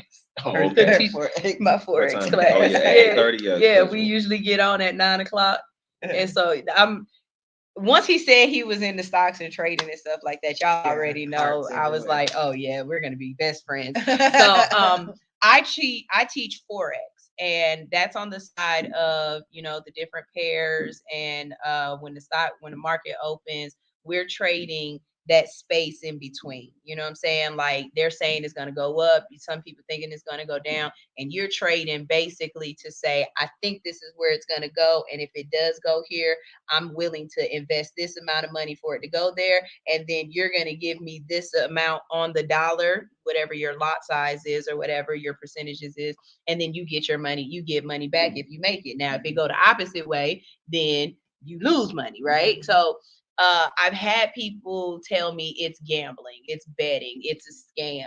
How do you get through the naysayers? And it's not like, I've gotten to the point where at first I was trying to get everybody in my community on, oh my God, it's the best thing ever. Now it's more so like I've been doing it for 2 years, and it's become a skill.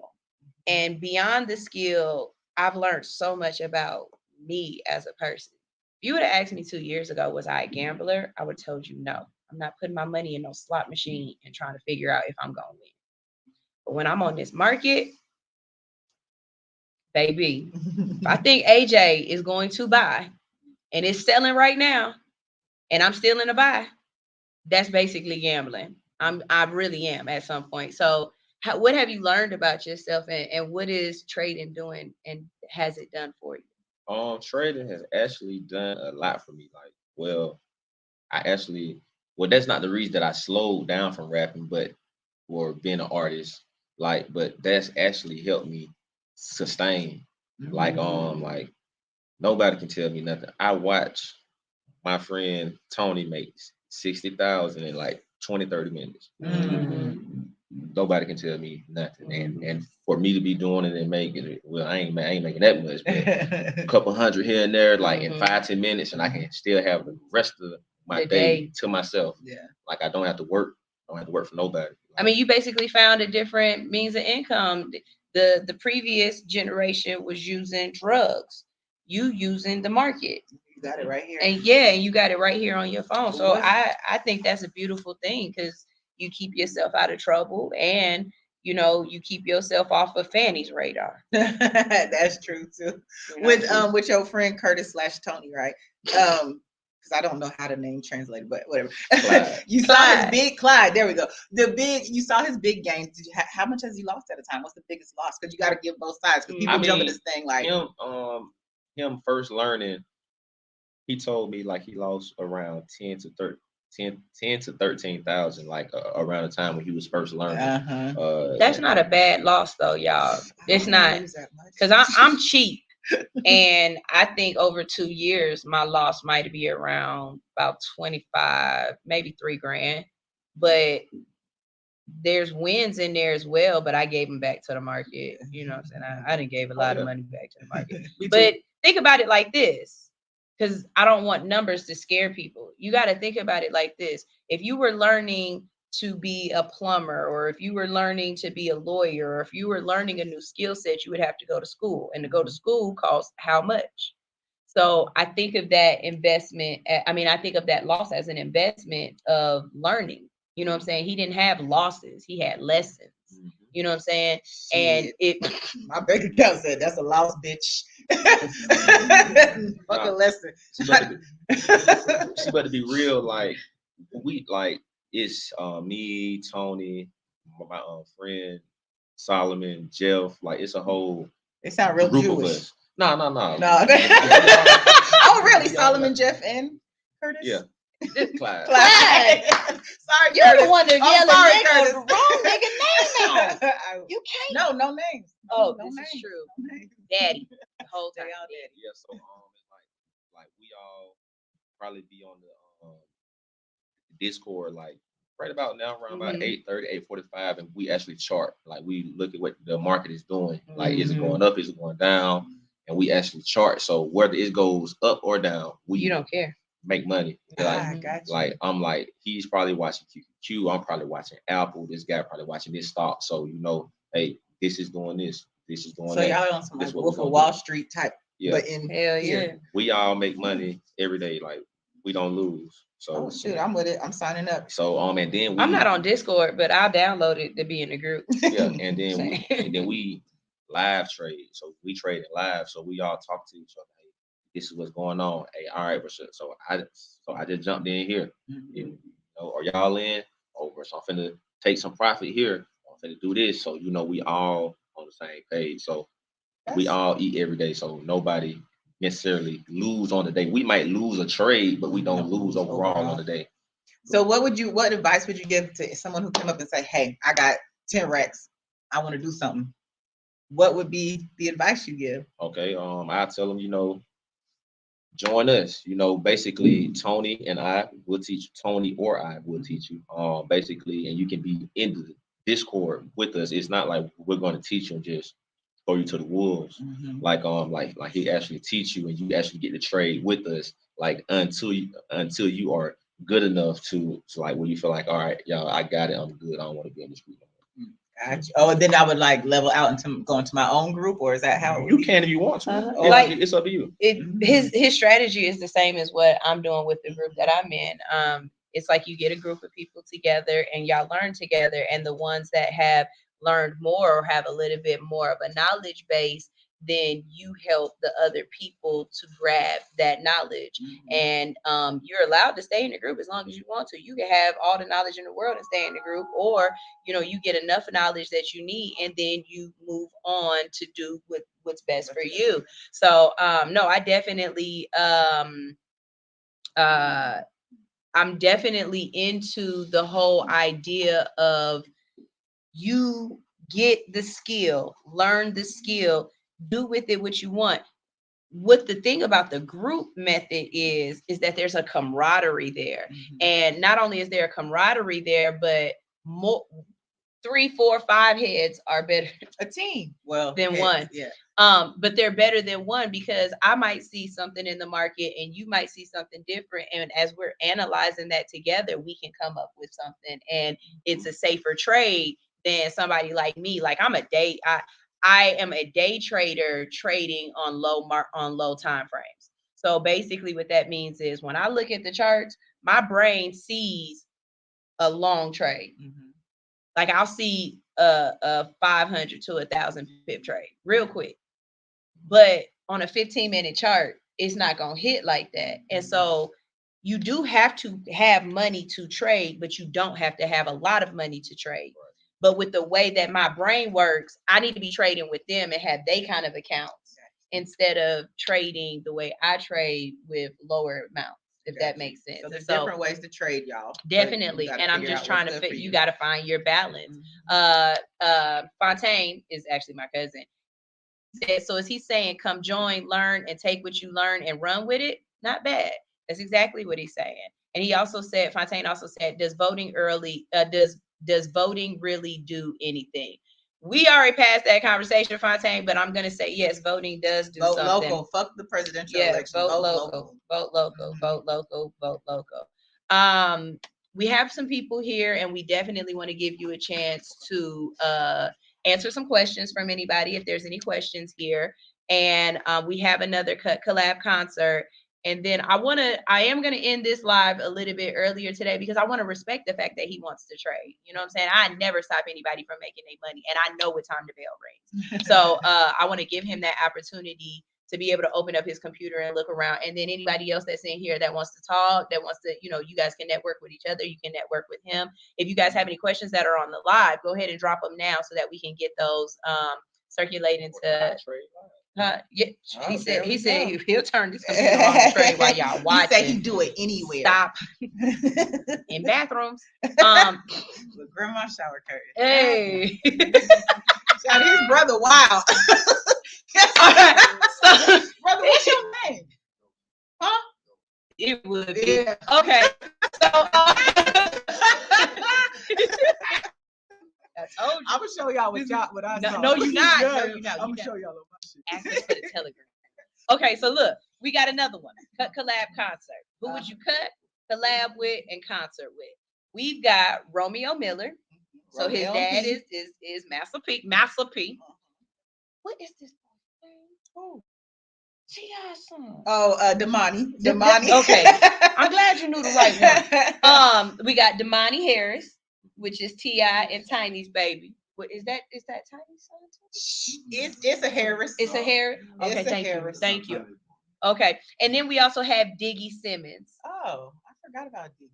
Shit, he's Diggy, but to me, Diggy ain't a rapper. Diggy is he's an actor now, but that would still work because that's still a cut collab concert. So who would you cut, collab with, and concert with? And remember, their famous parent goes with them. Romeo, Diggy, and T.I. Mm-hmm. It'd be very controversial. Now you know which. I know that one. I don't think she realizes. You know which T.I. son we talking about though. Not the one fighting with. Not King. Not King. Yeah. King. We talking about. Yeah. We gonna talk about that in a second too. But not King, but you know. Yeah. So cut, collab, concert. Well, first, I'm gonna collab with. I ain't heard no music from Romeo since I was a kid. Me neither. All he got is noodles. He got some noodles. Oh, he got noodles. Stop. He does. It's a good business venture. But if we going based off his father is great business. Man. So it's like shit. Do I really want to do that? But then we think about Simmons, we got to do Low Russell. Yeah. But then you would have to cut Run DMC, which essentially would cut hip hop up, right? Right. Tears up the world. So, but think about Master P and everything Master P did. Like gold chains and and like you know what I'm saying? Like that. Mia X and but like cutting the money. Then you cutting T.I. and you cutting all the stuff with This is we hit you with it. Okay. I need a commercial break. I know, right? You got to think about it. So Fontaine said, cut Romeo, collab with Diggy, and concert with Demani. You can't concert with Demani. This is personal. This is different. I guess I would collab with the Demani. Like that'd be more of they came together. Yeah. Okay. That's a good one. I don't know who to cut. I guess I'm gonna have to pick Romeo. Okay. And I'm gonna do the. Okay. Just off the music. Just off the music. Yeah. Okay. Do the concert with Simmons. Okay. Okay. All right. So I actually thought about it in a different way, and not just because of the music, but because of who the fathers are. So I think I would collab with Romeo. And the reason why I'm gonna collab with Romeo is because we gonna sit and talk with Master P. And I'm absolutely the music is only gonna last but so long. I'm doing rap snacks. I'm doing the cereals. He's got gas station. Like Master P is a business mind. Hell, Romeo is Romeo more known for his music or getting you to go to college because you know Romeo because of people.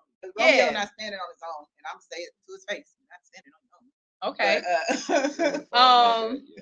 I think I'm a collab. I'm a cut. Oh shit. Yeah, it's hard. That's tough. I think I would cut Diggy.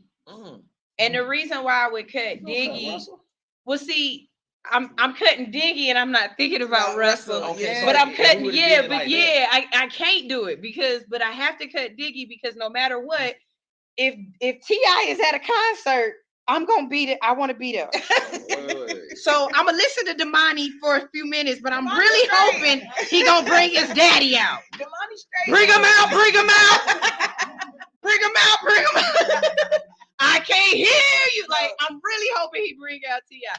So I mean, but that's off of hopes and dreams and shit. You know what I'm saying? But I just want to remix Free Codes with Master P, and I'll be good. I'll remix that. I'll rap a little bit. You know what I'm saying? And Slim the Shocker was my Slim shit. the Shocker. You know what I'm saying? That song he did with Maya was the best.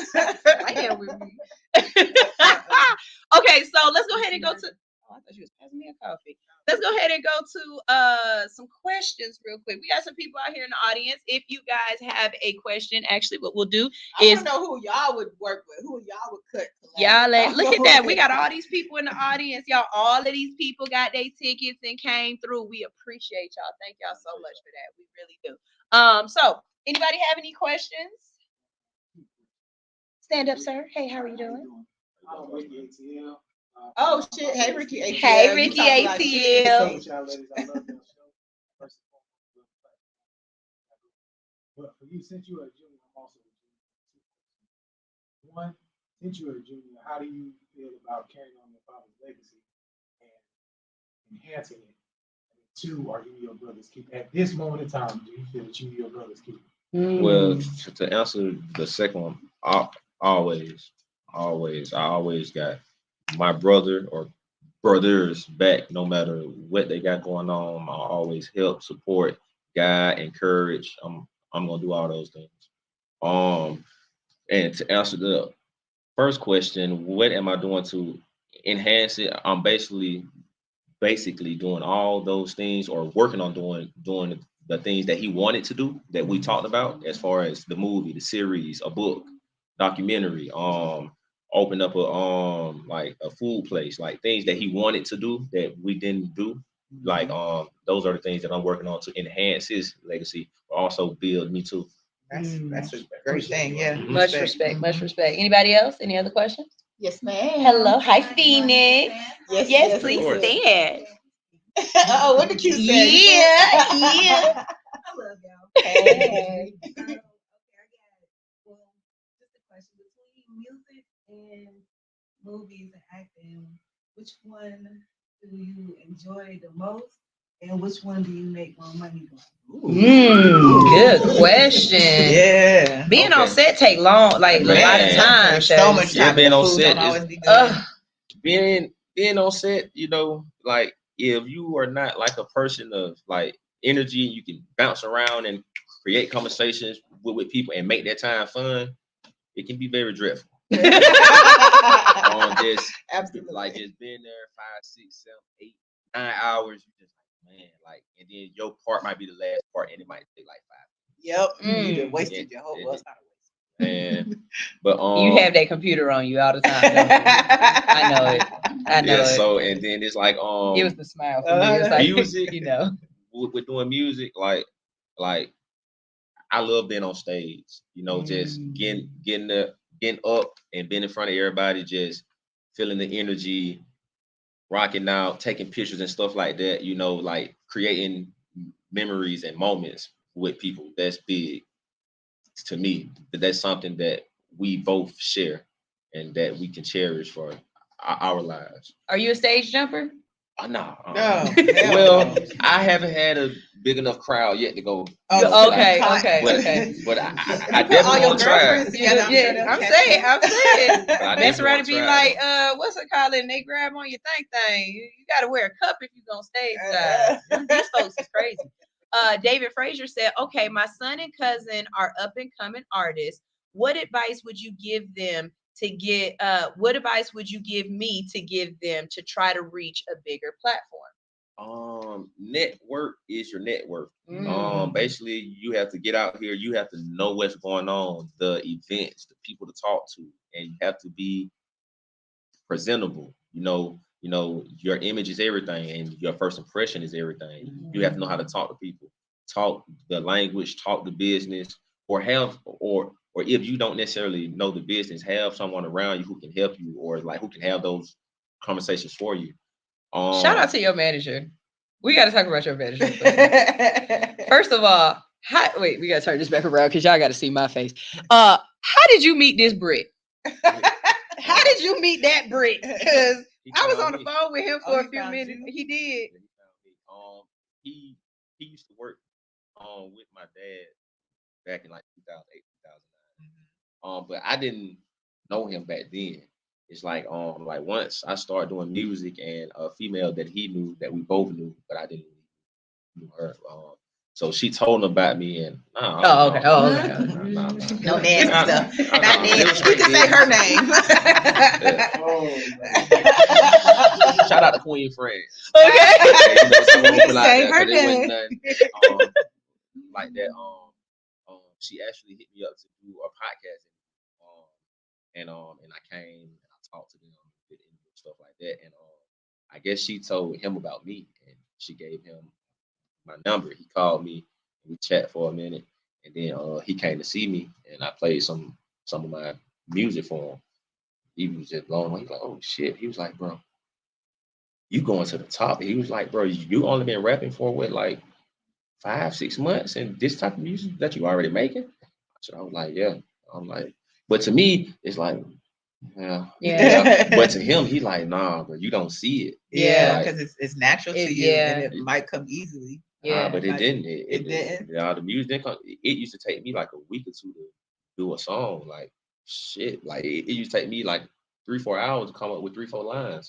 Because I was thinking so hard. Yeah. Like I was trying to this line got to be by this word, got to be after that word. This got to be like this. Like they got to know. But it's like once I like had the right people around me, and like, bro, just chill, bro, just it's gonna come, and I actually had people around me taking me serious, but taking their time. Like they didn't rush me. They ain't never be like, "Bro, what's up?" Like, bro, you came to my house. But it was like, put it like this: like back in 2017, I tried to rap, or whatever. But like once I was playing, I was like, bro, not only did I suck at that time, it was like the people around me, it was not a good crowd. Like they were just like, bro, your dad saw the load of people gonna fool with you anyway, bro. You just need to put something out there. Yeah, and I'm telling them, bro, like at the end of the day, this still business. Like, bro, if I suck, I suck. Like, and ain't nobody gonna fuck with me. And I'll lose relationships and burn bridges because they gonna not necessarily feel obligated, but it's like I'm putting them in a rock and a hard place. But my dad just passed, and they want to help. Yeah. But now I'm like, I'm coming with this, and it's like I'm like, nah. So I actually fell back. But when my dad came to me in the dream, like last year, January 4th, and he was like, "Well, take it serious." And it's like I haven't really rapped since then, or before then, since 2017. So it's like I jumped back in. It was like, and I made the first song, Bricks. People like, "Oh shit, like, well, you good?" I was like, "Hey, bro, y'all like this? Oh, wait, y'all like this? I definitely got some more." You like it? I love it. Yeah, I like that. I like that mentality. Yesterday we spoke on failing successfully.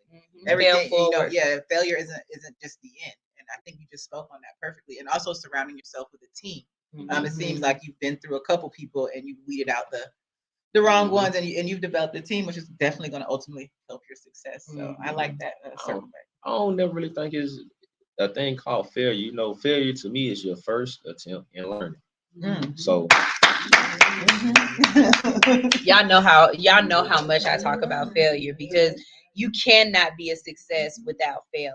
And it's something about these Percocet babies that believe that the first time they do something, not only do they have to succeed, but they have to be amazing at it. And they're not willing to put in the work. There's a book by Robert R. Greene called Mastery. And basically what that book is about different people and their stories and their 10,000 hours. They say to become a success, to become a master at your craft, you have to put in 10,000 10,000 hours. For most people who don't do this all day, every day, that 10,000 hours equals up to about 10 years or so.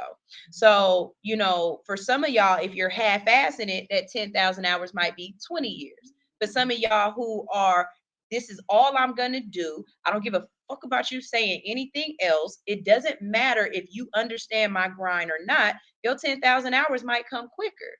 You know what I'm saying? So I think failure is something that you have to learn how to embrace. And when you embrace that failure, when you really become comfortable in the uncomfortable place, then when you fail, you laugh at it like, I fucked that up. Okay. You learn. Well, next time. You know what I mean? Like, yeah. All right, there it goes. It's going to be the next time. You know, so I totally agree with you. You know, finding those places. What I want to say about you and your manager that I absolutely love, I met you at another showcase from here on the show. You know, I'm always going to shout out my hits fam. Shout out to Gumbo Radio. They were having an event over at why's my brain saying the Peacock? That's not where we were. We were on Old National. Yeah. The Jamaican. Thank you. So we were we like her too. Oh, hey, she's out. She always out. If it's something where you need to be showcasing and stuff, not only is she there, but she got the camera and she got the blunt. That is the friend. That is friend. That's friend. That's friend. Not the blunt. Yeah. Okay. Get the digits before you leave. This is friend right there. Okay. So exactly.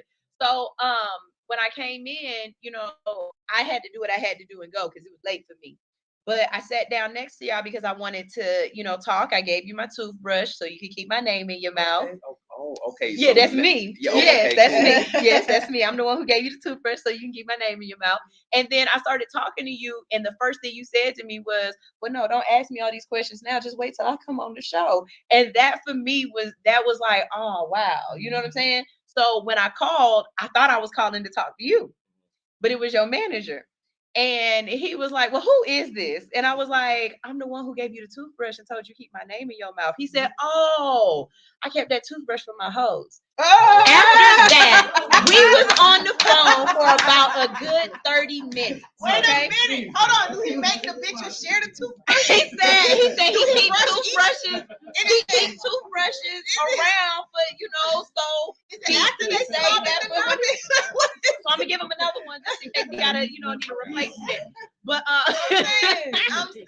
You know, just in case. But I love it. But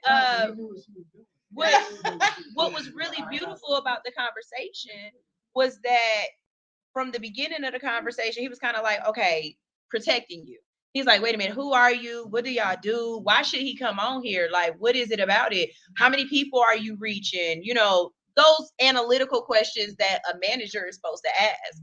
And me, as the person that I am, you know, I was giving him the answers, but some of that insecurity was there as well, because I'm like, dang, nobody ain't really came at me like this. Yeah. And so then he hit me with the if you've had Shawty Lo Jr.'s phone number in your phone for this long, because it had been at least a month or two, maybe about 2 months since I had met y'all when I did call him.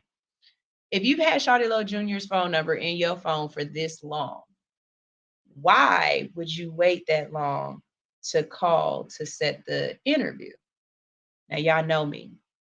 Before I'm anything, I'm a real nigga. And what you not gonna do is make me feel small, like I ain't gonna come back at it. So I hit him so quick with well, I had to make sure that the platform was right for him. I couldn't just give him anything to come to. I had to set something up that he was worthy of, that was worthy of him. He said, bet he'll be there. Like, that was it. Like he was like, oh, I like you. You got the gift of gab, back. Like he appreciated that. Basically, they were smart asses to each other. We really were.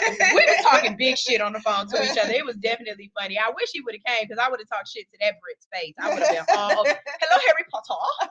I would have Potter, Mr. Potter, his ass to death, you know? Because I was on the phone talking about tea and crumpets and everything. I was like, so what? You black. are you really just giving this British voice so that you can pretend on the phone with people, or just really how you sound? Like, we was talking big shit. So, I love that about him, and good job on the management, because he's definitely there to protect you. And I absolutely love that.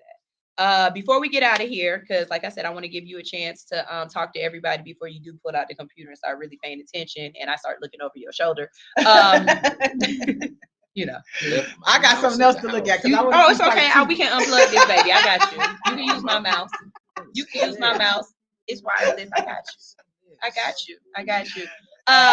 What are some things that you would like your fan base to know? Where the next couple of places we can find you? Like, what's up next? What's up next for you? What's up next for me? More music, definitely. With Sunshine as a music video, Vixen. She's gonna be the Vixen. You know what I'm saying? I'm just gonna walk away though, because I got a better back than front. She cute. He said it like the front is bad. The front is gorgeous, but the back is baggy. He said when you walk, he said you want me walk. Yeah, the one I'm telling you, if you get a video of his phone, he's definitely a back man. Are we on live? See, look at that. Tell him I'm live. Ain't about to be live. Brother Low. Ghost. So what's up? What's up next for you? Definitely new music, more acting. Working on the series and the movie and the documentary about my pop's life. So that's going to be big, like big, like just to be able to tell that story. Like for the ones who don't know, D4L was before the rap. Like we were a movement, like not necessarily a gang, but we were a movement in the streets. Because Fanny out there. Yeah, like it's more than 3 people in it. They should Rico the hell out of y'all. You heard we a movement. Yes, a movement. And they got their permits. Don't wear all the same colors. This is an LLC, ma'am. This is legal. This is LLC, ma'am. So just being able to tell. And he got niggas scared. She got me scared. Shit. This was only 2 of us. We can't have. I had to word it. Not a game. Not enough. Not a game. Yeah. But just like being able to tell that story for the ones who don't know, like that was really the king. Like he was a mid there before he was like 19 or 20. Like off of being in the streets. Yeah, that's what So like being able to tell those stories that people don't know about, but just also get to know him, like the person that he was. Like people like see the rap star, or they just see like, oh, he was Kingpin. He might be dangerous, but knowing him as a person, he's the coolest, most laid back, most funny. I was about to say, I don't know why, but I feel like he was a character, like a jokester. Yeah, I've heard I feel like y'all in the barbershop. I've never met him, but just from people in the neighborhood, I always hear stories like, no, Lo cool as hell. Like, you know what I'm saying? Just a good guy. Like, make you laugh every time you come around him. He gonna treat everybody with respect. Like, I remember sometimes where we'll be at the club and he say, when you leave until I take a picture with everybody who want to take a picture. And that's putting in your work. Yeah, that's why. That's putting in work. That's beautiful. Lights on. I'm like, oh, let's go, man. We got some girls right here, man. Got some no names waiting on us. Come on, man. They get it, but but just like since he's not here, and I see like the love, it's like, okay, now I see why he did it. Because now those people from when I was in high school back then, like some of those people that I don't even remember me and still check up on you and make sure you're straight. And now they doing things. Hey, bro, I remember when your dad did this. He took a picture with me, or he told me to keep going. And now, bro, I'm doing this, and I want to help you. I love you, Dad. See, that's beautiful. Yeah, that is beautiful. That's beautiful. That's that networking. And that's what I mean by being a legacy rapper. It's a lot of people who don't realize that their music is touching people in a very special way. Because we play independent artists and because we play artists before they really pop, some of them, unfortunate, like we're not gonna name no names, but some of them, because I know you know who I'm talking about. Some of them get discouraged. And they have really good music, but because they haven't gotten the love back, or because they haven't popped the way they feel like they've popped, they kind of fall off. And they still do the music, but they don't do it for the people anymore. You know what I'm saying? They don't release for us anymore. It's just, randomness. You can't give up because music is so special to people. Like your dad literally, like I see myself on the bus, on the school bus. Like I see us at pep rallies. I like I'm 40, so you know, I was younger when it, but I see the boys. It's an integral part of our It's a very big, you know, a very big part of who I am and who I, you know, my hoodness or whatever. You know what I'm saying? I got some of my hoodness, my clout from some of those songs. I used to claim Bankhead. You know what I'm saying? Yeah, you know what I'm saying? Like I was more Veterans Memorial, but yeah. You see, look, even then I know. You know, even then I know. Don't play with me. That shit, I was at I went home. Okay, you hear that? You hear that? Okay. So yeah. Y'all gotta meet her, y'all. I can't wait to show y'all this later. So like I said, go ahead and tell everybody, you know, how to follow you, where to find your music, where the next place to pop up on you at, and all that good stuff. And then let's go ahead and network. You can definitely tap in with me on IG. That's really the only social network platform. Don't call his phone. Nah. You're not gonna get him. You're gonna get the brick. Yeah. Most definitely. And that's Shawty Lo Jr. on IG. That's SHAWTYLO_JR. Tap in, shoot me a DM. I do got a lot of DMs. I get back to you as soon as possible. And he look at them. He respond. Like I respect that too, because you laughed at a couple of my videos I sent you, and I respect that. And then you actually made me count the knit. What you see that he came up with 7. He had 7. It's not the 5 don't matter. Nick. Yes, yes, it's a 0.5 in that motherfucker. It's 6.5 or 7.5. Nickelodeon. Exactly. There's a half a Nick. I ain't never heard that. We're gonna run that back. We're gonna run it back. It's 7 Nicks. Y'all Percocet babies here 8. It's 7 Nicks. All crack babies know. Stop playing with it. Okay. It's a 0.5 in that thing. All right, we're gonna go ahead and play some music and we're gonna get out of here. Thank you for everybody who's been watching the live. We appreciate you greatly. We are gonna walk around. We got some snacks, we got some people to talk to, some shirts and all kind of stuff. And like I said, we've got another show coming up. Look at all these people in here. It's growing. Hey y'all, hey, it's growing. It's growing. I love it. We're growers, not showers. So look, I'm a shower. Might be both. He said might be both. So our next show, I know, right? Our next show is it's always the second. Hey, we know them, we love them. It's always the second Tuesday of the month. The next one that we're gonna do, we're gonna have a OnlyFans panel. Yeah. Okay. So we're gonna have some people in here. He said, me too. We're gonna have some people in here who are OnlyFans influencers. They have OnlyFans pages. And we got Keith in here. Now.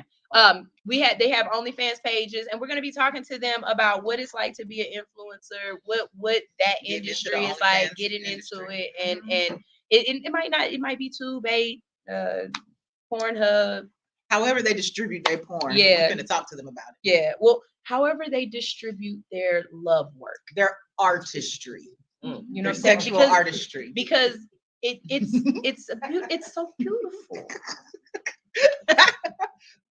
My grandma over here tripping, y'all. Very intimate. Intimate art. There we go. Intimate art. Yes, the intimate art. That's going to be the next show. Before we go, shout out your favorite girlfriend. Don't do that. Don't let her get you a drunk. I'm gonna get him to name a name, dog. Your favorite one. Who's number one right now this morning? Who topped you off this morning? See, but I was up to like 3 though. Oh, okay. So she your favorite right now? All these hoes my favorite. all my hoes is my favorite. Yeah, this is all Hustle No Fear on his 92.3.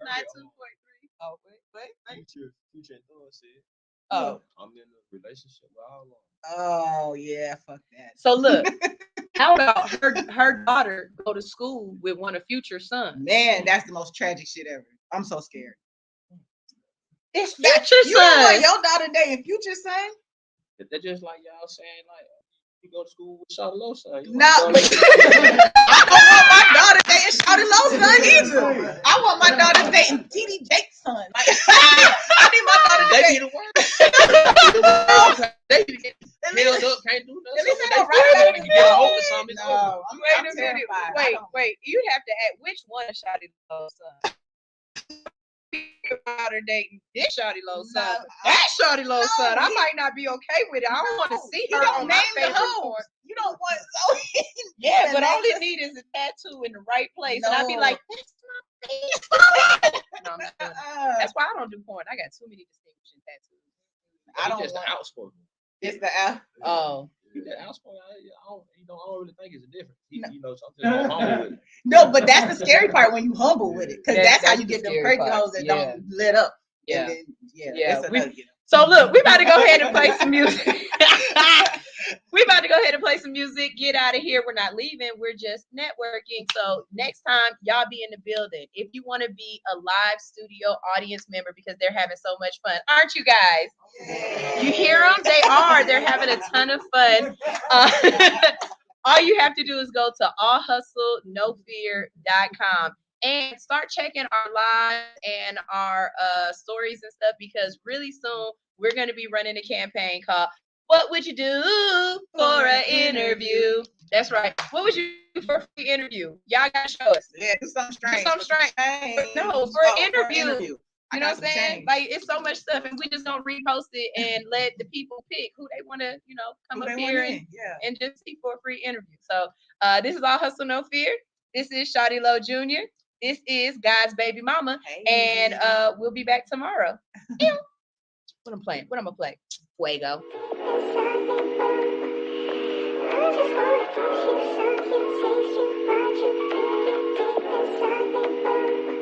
Yeah. Shining, we shining. I don't even need diamonds, no, we blinded, we just shining. Got the sound so sonic, and I don't mean to be honest, but last I checked, I'm rolling with it, set to catch a jet until the next. That's big money, doing big things. Coast to coast, I'm in the Land Rover, that's a big range. All in all, my mama proud of me, she see the big change. From the rip, my nigga style with me, yeah, the whole gang. Yeah, you know the name, who you trying? Yeah. Fuego, lay low, stay high, stay woke. Out in LA, shooting lines, oh nigga, that's ballin'. Yeah, Lower Valley, know the set, where I'm from, where I rep, what I do, where I'm at, baby, please don't ask me. Yeah, all these questions and shit, just hop that ass in the whip, stunting out to the strip. Out in BK, making major moves, cooking up, word to Vic. You know the boy getting sick. Tell me who coded. At the end of the day, I'ma keep getting this pay. Benjamin's all in the way, took a flight to LA. Photo shoot shot in 4K, then I might lay with your bae. At the end of the day, I'ma keep getting this pay. Benjamin's all in the way, took a flight to LA. Photo shoot shot in 4K, then I might lay with your bae. At the end of the day, I'ma keep getting this pay. Benjamin's all in the way, took a flight to LA. Photo shoot shot in 4K, then I